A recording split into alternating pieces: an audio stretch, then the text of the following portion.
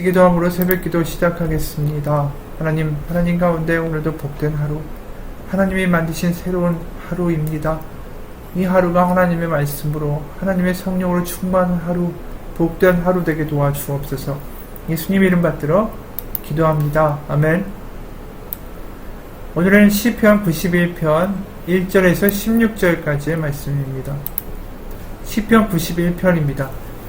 지존자의 은밀한 곳에 거주하며 전능자의 그늘 아래에 사는 자여, 나는 여호와를 향하여 말하기를 그는 나의 피난처요 나의 요새요 내가 의뢰하는 하나님이라 하리니, 이는 그가 너를 새 사냥꾼의 올무에서와 심한 전염병에서 건지실 것이미로다.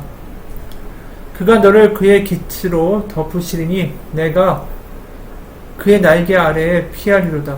그의 진실함은 방패와 손방패가 되시나니 너는 밤에 찾아오는 공포와 낮에 날아드는 화살과 어두울 때 퍼지는 전염병과 밝을 때 닥쳐오는 재앙을 두려워하지 아니하리로다. 1000명이 내 왼쪽에서 10,000명이 내 오른쪽에서 엎드려지나 이 재앙이 내게 가까이 하지 못하리로다. 오직 너는 똑똑히 보리니 악인들의 보응을 네가 보리로다. 네가 말하기를 여호와는 나의 피난처시라 하고 지존자를 너의 거처로 삼았으므로 화가 내게 미치지 못하며 재앙이 네 장막에 가까이 오지 못하리니, 그가 너를 위하여 그의 천사들을 명령하사 내 모든 길에서 너를 지키게 하심이라. 그들이 그들의 손으로 너를 붙들어 발이 돌에 부딪히지 아니하게 하시리로다. 네가 사자와 독사를 밟으며 젊은 사자와 뱀을 발로 누르리로다. 하나님이 이르시되 그가 나를 사랑한즉 내가 그를 건지리라. 그가 내 이름을 안즉 내가 그를 높이리라. 그가 내게 간구하리니 내가 그에게 응답하리라. 그들이 환난 당할 때에 내가 그와 함께하여 그를 건지고 영화롭게 하리라. 내가 그를 장수하게 함으로 그를 만족하게 하며 나의 구원을 그에게 보이리라 하시도다. 오늘 시편은 여러 어려운 가운데 있는 이가 하나님께 고백과 간구로 나아갈 때에 하나님이 그 사람에게 보여주시는 약속과 응답을 노래하고 있습니다. 이 기도의 시작은 먼저 하나님을 부르면서 시작하죠. 1절, 지존자의 은밀한 곳에 거주하며 전능자의 그늘 아래에 사는 자여. 그리고 9절에 네가 말하기를 여호와는 나의 피난처시라 하고 지존자를 너의 거처로 삼았으므로. 여기서 하나님을 어떻게 부르느냐가 중요하죠. 바로 하나님을 어떻게 인식하고 어떻게 고백하고 어떻게 알고 있는가가 기도에서의 출발점이기 때문입니다. 우리가 주기도문도 하늘에 계신 우리 아버지로 시작하죠. 이게 중요합니다. 왜요? 그 기도의 뒤에 나오는 모든 간구에 대하여 진심으로 나아갈 수 있기 위해서는 하나님이 하늘에 계신 아버지다라는 것이 우리 믿음 가운데 마음속 깊이 고백될 수 있어야 하기 때문이에요. 그러니까 하나님에 대하여 막연하게 그냥 어떤 막연한 기대나 그냥 나의 소원 들어주시죠 라고 그냥 하나님과의 밀접한 관계가 이루어지지 않은 상태에서 그런 것들만 나열하는 기도는 이 기도가 아니다라는 것이죠. 하나님이 어떠한 분이신지를 알고 하나님과의 관계가 분명해지고 하나님을 아는 지식이 분명하고 하나님이 어떤 분인지에 대한 말씀이 내 마음 가운데 분명하게 와 닿을 때 그때부터 마음이 이제 기도할 준비가 된 거예요.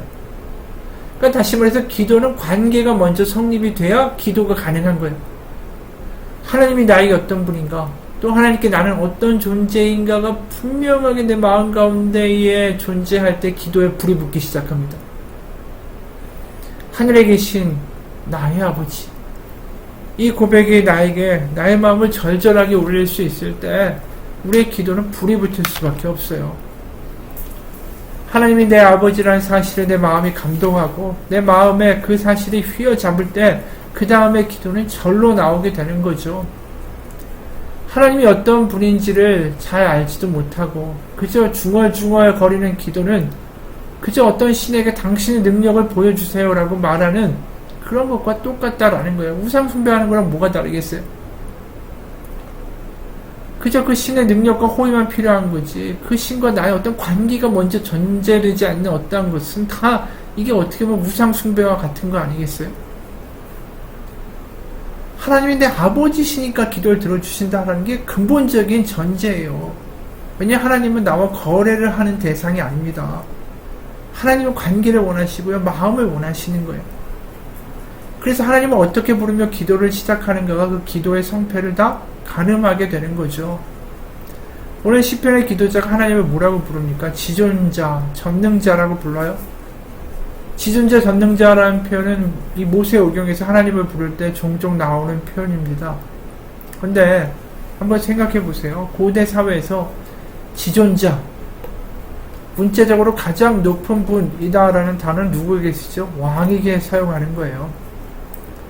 하나님이 지존자라고 말하는 순간에 눈에 보이는 왕보다, 그러니까 눈에서 현실적으로 내 생사화복에 영향을 줄 만한 사람, 눈에 보이는 사람이 아니라 하나님이 나의 모든 것을 생사여탈을 주관하시고 살아계셔서 생생하게 나의 삶을 주관하실 분이다라는 고백이 지존자라는 고백 안에 들어있는 거죠.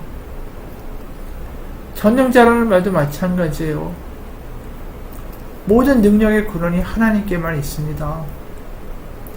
그 말이 전능자라고 하나님을 부를 때 표현하는 거 아닙니까? 이게 믿음의 시작이죠. 하나님이 어떠한 분이신지를 분명하게 고백하고 자신의 믿음이 다 담겨있는 게 이 하나님을 어떻게 부르는가예요. 내가 하나님도 믿고 사람도 믿고 돈도 믿고 눈에 보이는 상황도 믿고가 아니에요. 하나님만이 전능하시고 하나님만이 정말 나의 생사화복을 주관하실 수 있는 왕보다도 더 분명하게 살아계신 분이다라는 고백이 지존자, 전능자라는 이 말에 다 들어있는 거죠. 하나님을 이렇게 부를 때 이미 이 기도는 하나님에 대한 사랑의 고백을 하고 시작하는 겁니다. 그렇게 기도하면 나갈 때 2절은 당연하게 이렇게 나오죠. 나는 여호와를 향하여 말하기를 그는 나의 피난처요 나의 요새요 내가 의뢰하는 하나님이라 하리니. 당연한 거예요. 하나님을 지존자, 전능자라고 부르는 신앙의 고백을 한 순간 하나님은 나의 피난처가 되셔야만 하고 하나님은 나의 요새가 되셔야만 하고 이렇게 고백하게 되는 거죠. 3절에 이는 그가 너를 새 사냥꾼의 올무에서와 심한 전염병에서 건지실 것이미로다. 이 어려움과 이 모든 것에서 나를 건지실 겁니다. 마음 가운데 확신이 있는 거죠. 이미 하나님은 어떻게 불렀느냐에 그 모든 것들이 들어있는 거예요.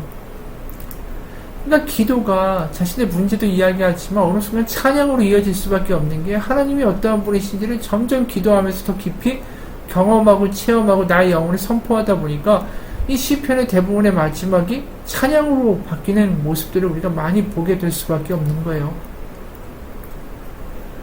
하나님은 우리를 어떻게 생각하시는가? 그것에 대하여 항상 이 시편은 분명하게 알고 있어요. 그래서 시편에 보면 하나님의 얼굴을 구한다. 하나님의 얼굴이라는 표현이 참 시편에 많이 나오는데 왜 그럴까요?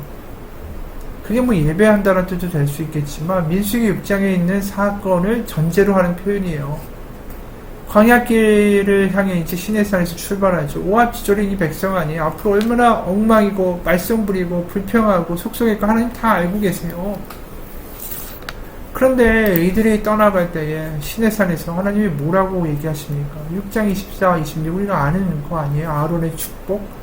여호와는 너에게 복을 주시고 너를 지키시기를 원하며 여호와는 그의 얼굴을 내게 비추사 은혜 베푸시기를 원하며 여호와는 그의 얼굴을 내게로 향하여서 평강 주시기를 원하노라. 이게 복음이죠. 그들이 이러한 대가를 하나님의 얼굴빛 비추시고 복을 주시고 평강 주시기를 원할 만큼 이쁜 작자들입니까? 아니죠. 그들이 얼마나 마음의 우상을 가지고 있고요. 아직도 길 떠나는데 그 짐 가운데는 우상들이 다 들어있었어요. 그리고 길 떠나면서 여전히 걸핏하면 이틀만 지나면 욕할 거 아니에요? 불평할 거 아니에요? 하나님 다 알고 계세요. 그런데도 하나님 얼굴이 비추기를 원하신다라는 건 그들의 행위나 그들의 선함이나 그들의 자격에 근거해서 이 얼굴이 비추기를 원하신다라는 게 아닌 거예요. 너희가 내 자식이기 때문에 내 백성이기 때문에 얼굴빛을 비춘다라는 거죠. 하나님이 내가 너를 선택했기 때문에. 그렇기 때문에 하나님의 얼굴을 구합니다.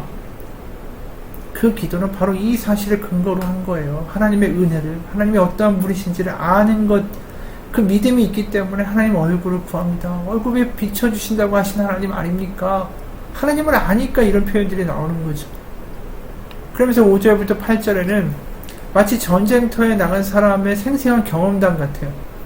5절에 너는 밤에 찾아오는 공포와 낮에 날아드는 화살과 어두울 때 퍼지는 전염병과 밝을 때 닥쳐오는 재앙을 두려워하지 아니하리로다.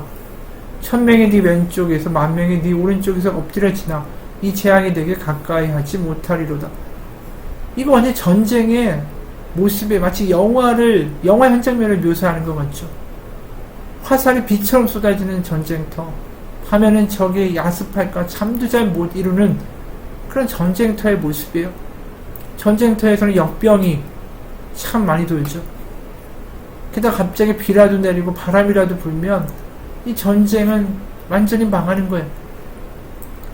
그래 전쟁이 일어나면 백병변전이 벌어지죠. 그럼 사방이 시체가 되는 거예요. 그게 5절, 6절, 7절에 나와 있는 말씀이에요. 밤에 공포가 있고 낮에 화살이 날라오고 전염병이 있고 이 재앙이 나가오고 1000명, 10,000명이 쓰러지고 그 모습을 그대로 보여주는 거예요. 고대에선 전쟁이 지금보다 훨씬 더 많이 일어났죠. 소규모로. 이 작은 나라들끼리 계속 정복전쟁들이 얼마나 많이 일어나는지 모릅니다. 오죽하면 로마의 시대에 황제가 들어오면서 팍스 로마나라는 말이 유행했죠. 로마의 평화란 뜻이에요. 100년 동안 전쟁이 없었어요. 그러니까 전쟁이 없도록 만들어진 로마의 황제를 신이라고 부른 거 아닙니까? 그만큼 거꾸로 말하면 평화를 경험하기가 힘든 세상이었다라는 거죠.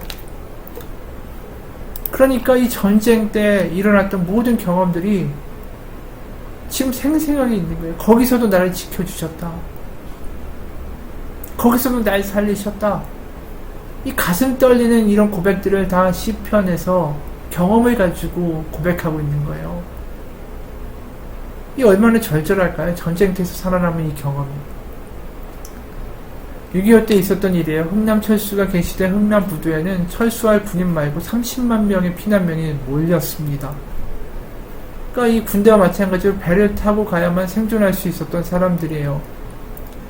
근데 이제 미군 군단장은 이 600만 톤이 되는 무기와 장비를 수송해야 되니까 이 포로가 아니라 이 난민들을 실어주는 것에 대해서 회의적이었습니다. 그러다가 국군의 이 군단장들이 김백일 장군과 통역이 설득해서 어떻게 됐냐면 남는 공간에는 피난민을 태우시라고 허락해줬어요. 근데 문제는 피난민의 승선이 허락되니까 부두가 아비규환이 된 거예요. 그 당시 작전에 동원된 배가 군함과 민간 함정 다 해서 193척이었어요. 그 당시에 유명한 배가 메로디스 빅토리아호라는 이 배가 있었는데 거기에 태울 수 있는 피난민 숫자는 13명밖에 안 됐습니다. 왜냐 군수물자 가득 차 있으니까. 그 당시에 빅토리호에 레너드 라루라는 선장이 있었는데 배에 있는 모든 무기를 버리고 사람을 태우라고 명령했습니다. 그래서 25만 톤의 군수물자를 버리고 피난민 14,000명을 태웠어요. 그리고 승선이 끝난 후에 해군 함대하고 폭격기를 불러서 그 모든 장비를 폭파시켰습니다. 이 전쟁 포화 속에 드러난 인간 승리의 드라마의 모습이었죠. 그래서 16시간이 걸려서 피난민을 태우고 이 메로디스 빅토리호가 12월 23일 흥남에서 출항했어요. 그리고 12월 25일 크리스마스 낮 12시 42분에 거제도 장승포항에 도착했습니다. 3일간의 험난한 항해 중에도 죽거나 다친 사람이 없이 잘 도착했어요. 오늘 배 안에서 5명의 아이가 태어났습니다. 훗날의 라루 선장이 당시 상황을 이렇게 회고합니다. 저는 종종 그 항해에 대해서 생각합니다. 어떻게 그렇게 작은 배가 그처럼 많은 사람을 태우고 단 한 사람도 잃지 않고 끝도 없는 위험을 극복할 수 있었는지 생각해 봅니다.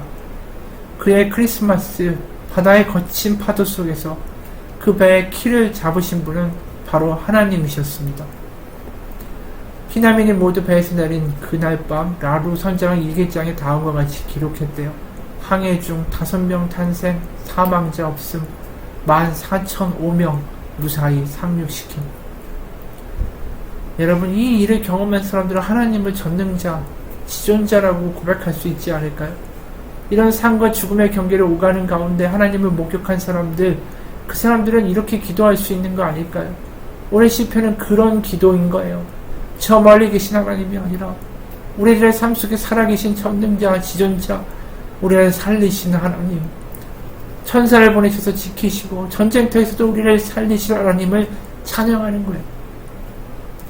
그래서 11절, 12절, 그가 너를 위하여 천사들을 명령하사 내 모든 길에서 너를 지키게 하실 것이다. 그들이 그들의 손으로 너를 붙들어 팔이 돌에 부딪히지 아니하게 하시리로다. 이런 찬양으로 이어지고 있을 때 특히 하나님의 응답이 도착합니다. 14, 16절에 하나님이 이르시되 그가 나를 사랑한즉 내가 그를 건지리라. 그가 내 이름을 안즉 내가 그를 높이리라. 그가 내게 간구하리니 내가 그에게 응답하리라. 그들이 환난 당할 때 내가 그와 함께하여 그를 건지고 영화롭게 하리라. 하나님의 놀라운 응답이죠. 하나님께 감동하는 자, 하나님께 감격하는 자, 그 사람들을 하나님이 결코 홀로 두지 않으신다라는 거예요. 하나님을 찬양하고 감격하는, 그게 하나님을 사랑하는 거예요. 그게 하나님을 아는 거예요. 내가 14절에서 나를 사랑한즉 나를 안즉 내가 건지고 그를 높일 것이다. 여러분, 하나님을 알면 알수록 우리 하나님을 더 사랑할 수밖에 없고, 하나님을 알면 알수록 더 담대할 수밖에 없고, 하나님을 알면 알수록 자유할 수밖에 없습니다.